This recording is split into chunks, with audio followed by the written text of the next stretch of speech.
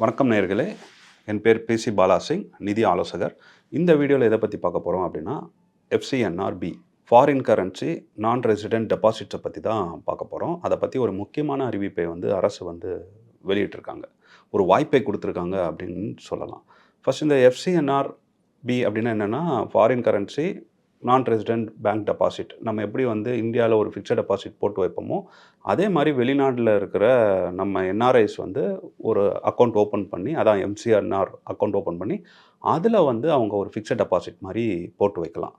தங்களுடைய நாட்டோட கரன்சிலேயே அவங்க போட்டு வைக்கும்போது, அதுக்கு வட்டி பேங்க்ஸ் கொடுப்பாங்க. அதுக்கப்புறம் அந்த காலம் முடிஞ்சதுக்கப்புறம் ஃபிக்ஸட் டெபாசிட் காலம் 1 வருடம் 2 வருடம் அப்படின்னு இருக்குன்னு வச்சுக்கோங்களேன். அந்த காலம் முடிஞ்சதுக்கப்புறம் அவங்க கரன்சிலேயே பணத்தை எடுத்துகிட்டு போயிடலாம். இந்தியன் கரன்சியில் மாற்ற வேணாம். இதனால் என்ன லாபம் அப்படின்னு பார்த்தீங்க அப்படின்னா, ரூபாய் மதிப்பு கீழே இறங்குறதுலேருந்து அவர்கள் காக்கப்படுகிறார்கள் அப்படின்னு சொல்லலாம். மற்ற நாடுகளில் இருக்கிற சேவிங்ஸ் பேங்க்கை விட அதிகமான வட்டி தரப்படும் அப்படின்னு சொல்லலாம். மூன்றாவது மிக முக்கியமாக இந்த அக்கௌண்ட்டில் இருந்து வர்ற பணத்துக்கு டேக்ஸ் இருக்காது அப்படிங்கிறதையும் நம்ம புரிஞ்சுக்கலாம். பெரும்பான்மையான நேரம் டேக்ஸ் இருக்காது. இதை பல வங்கிகள் வெளியிடுவாங்க. அதாவது இந்த மாதிரி டெபாசிட்டை வாங்குவாங்க வெளிநாட்டிலேருந்து அந்தந்த கரன்சியில். முக்கியமாக யூஎஸ்டியில் வாங்குவாங்க அப்படின்னு சொல்லலாம். இப்போ நம்ம நாட்டோட கரன்சியோட மதிப்பு மிக வேகமாக குறைந்து வர்றதால் பல முன்னெடுப்புகளை நம்ம அரசு எடுக்குது. அதில் ஒரு முக்கியமான ஒரு நடவடிக்கையாக நம்ம இதை பார்க்குறோம். இப்போ இதில் அரசு என்ன சொல்லியிருக்காங்க அப்படின்னா, 3லேருந்து 5 வருடத்துக்கான டெபாசிட்டோட எட்ஜிங் காஸ்ட்டை நாங்கள் எடுத்துக்கிறோம் அப்படிங்கிறத ஒரு முக்கியமான அறிவிப்பாக சொல்லியிருக்காங்க. அதுக்கப்புறம் CRR ratio and SLR ratio, cash reserve ratio, அதுக்கப்புறம் ஸ்டாட்டுட்டரி லிக்விடிட்டி ரேஷியோ 2 சொல்லுவாங்க. அது என்னங்கிறது அப்புறமா நான் விளக்குறேன், இதே வீடியோவில் விளக்குறேன். இதை 2த்துல இருந்தும் இந்த டெபாசிட்ஸுக்கு விலக்கு அளிச்சிருக்காங்க அப்படின்னு சொல்கிறாங்க. இப்போ ஃபஸ்ட்டு வருவோம், அது என்ன எட்ஜ் காஸ்ட் அப்படிங்கிறத நம்ம புரிஞ்சுப்போம். எட்ஜ் காஸ்ட்னா என்னென்னா, இப்போ ஒருத்தர் $1000 டெபாசிட் பண்ணுறாரு அப்படின்னா, அவர் ஒரு 3 ஆண்டுகள் டெபாசிட் பண்ணுறாருன்னா, 3 ஆண்டுகள் கழித்து நம்ம $1000 அவருக்கு நம்ம திருப்பி கொடுக்கணும்.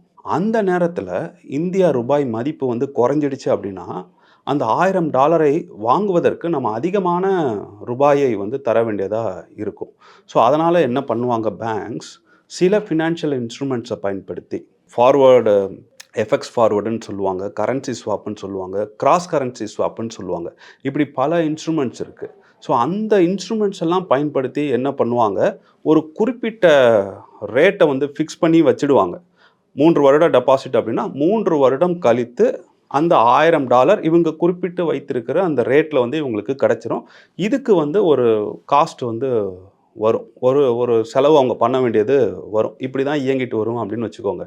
இதுதான் எட்ஜிங் காஸ்ட் அப்படிங்கிறத புரிஞ்சுக்கலாம். இந்த எட்ஜிங் காஸ்ட்டை தான் இப்போ அரசாங்கமே எடுத்துக்கிறாங்க அப்படின்னு சொல்கிறாங்க. ஸோ இதனால் என்ன நடக்கும் அப்படின்னா, இந்த எஃப்என்ஆர்சிஆர் அக்கௌண்ட்டில் நம்ம டெபாசிட் பண்ணும்போது இதுவரைக்கும் ஒரு 3லேருந்து 4% வட்டி கொடுத்துட்டு இருந்தாங்க. இனிமேல் இந்த எட்ஜிங் காஸ்ட் அரசாங்கமே எடுத்துக்கொள்வதால் அந்த லாபத்தை அப்படியே நம்ம கிளைண்ட்டுக்கு ட்ரான்ஸ்ஃபர் பண்ணும்போது கிட்டத்தட்ட 7% வரைக்கும் சில வங்கிகள் கொடுக்க தொடங்கியிருக்காங்க அப்படிங்கிற அளவில் நம்ம இதை புரிஞ்சுக்கணும். இது பார்ட் 1. அடுத்தது என்ன சொல்லியிருக்கு அரசாங்கம், சிஆர்ஆர் கேஷ் ரிசர்வ் ரேஷியோ. ஒரு $1000 உள்ளே வந்தது அப்படின்னா நம்ம $1000 கடன் கொடுக்கக்கூடாது. வங்கிக்கு வருது, வங்கி எப்படி லாபம் சம்பாதிக்கும், பணம் உள்ளே வருது, அந்த பணத்தை எடுத்து கடன் கொடுப்பாங்க. அந்த கடனில் வட்டி வாங்குவாங்க. இங்கே டெபாசிட் பண்ணவருக்கு ஒரு வட்டியில் ஒரு பங்கு கொடுத்துட்டு மீதி அவங்க லாபமாக எடுத்துப்பாங்க. இதுதான் வங்கியோட செயல்பாடு. இப்போ $1000 உள்ளே வந்தது அப்படின்னா, முன்னாடி எப்படின்னா அதில் $800 மட்டும்தான் அவங்க கடன் கொடுப்பதற்கு எடுக்கணும். மீதி $200 நீங்கள் ஆர்பிஐ வச்சிருக்கிற ஒரு பேங்க் அக்கௌண்ட்டில் வச்சுக்கணும். ஆர்பிஐக்கு கணக்கு காட்டுறதுக்காக நான் 800 தான் கொடுத்துருக்கேன், 200 கொடுக்கல அப்படிங்கிறதுக்காக. இப்போ என்ன சொல்கிறாங்க, நீங்கள் $1000 கடன் கொடுங்க, நீங்கள் சிஆர்ஆர் மெயின்டைன் பண்ணணும். இந்த குறிப்பிட்ட தகுதி பெற்ற டெபாசிட்ஸ்க்கு மட்டும் 3லேருந்து 5 வருட டெபாசிட்ஸ் அப்படிங்கிறத சொல்லியிருக்காங்க. இது சிஆர்ஆர். அடுத்தது எஸ்எல்ஆர் அப்படின்னா என்னென்னா, ஸ்டாட்டுட்டரி லிக்விடிட்டி ரேஷியோ.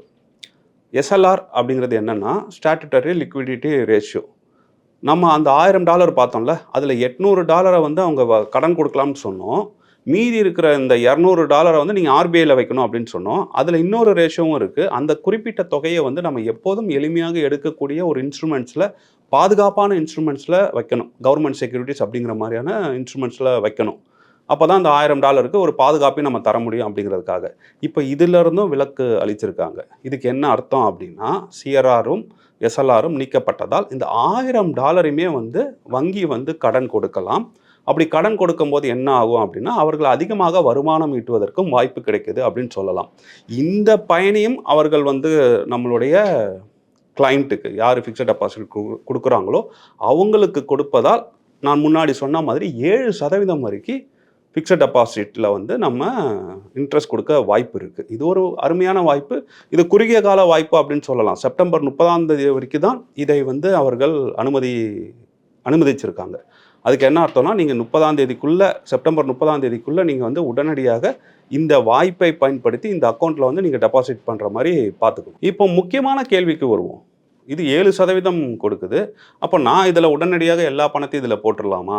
ஷேர் மார்க்கெட்ல போட வேண்டிய பணத்தெல்லாம் நான் இதில போட்டுறலாமா? வேற எதுலயும் நான் இன்வெஸ்ட் பண்ண வேணாமா? இது ஒரு நல்ல வாய்ப்பா? அப்படின்னா, இதில ஃபர்ஸ்ட்டு நமக்கு லாபம் இருக்கு. 7% நமக்கு வந்து டாக்ஸே இல்லாம கிடைக்கும்போது மிக அருமையான வாய்ப்பு தான். இப்போ நாட்டுக்கு தேவை அப்படிங்கும்போது நம்ம இதில வந்து கொஞ்சம் நம்மளும் முன்னாடி வந்து இதில டெபாசிட் பண்ணணும். தப்பே கிடையாது. ஆனா எந்த தொகையை டெபாசிட் பண்றோம் அப்படிங்கிறது இருக்கு. கண்டிப்பாக உங்களுடைய எமர்ஜென்சி தொகையை நீங்க இதில டெபாசிட் பண்ணக்கூடாது. ஏன்னா எமர்ஜென்சி தொகை அப்படிங்கும்போது உங்களுக்கு எப்போ வேணா தேவைப்படும்.